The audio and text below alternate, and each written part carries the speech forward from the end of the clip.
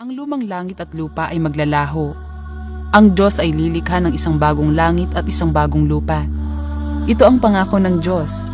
Ito ay ang bagong Jerusalem, ang lungsod ng Diyos.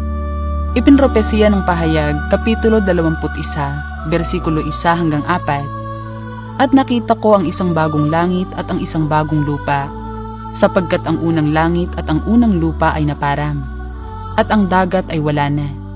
At nakita ko ang bayang banal, ang bagong Jerusalem, na nananaog mula sa langit buhat sa Diyos, na nahahandang gaya ng isang babaeng kasintahan na nagagayakang talaga sa kanyang asawa.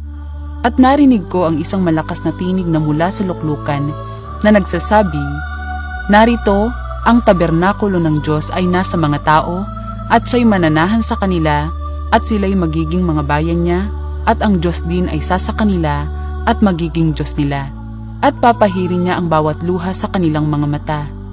At hindi na magkakaroon ng kamatayan, hindi na magkakaroon pa ng dalamhati, o ng pananambitan man, o ng hirap man. Ang mga bagay ng una ay naparam na." Ito ay tunay at totoo. Nais ng Diyos na tayo ay maligtas.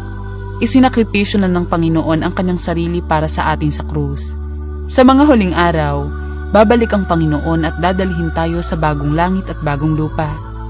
Mga kapatid, gusto niyo bang malaman kung paano makapasok sa bagong langit at bagong lupa?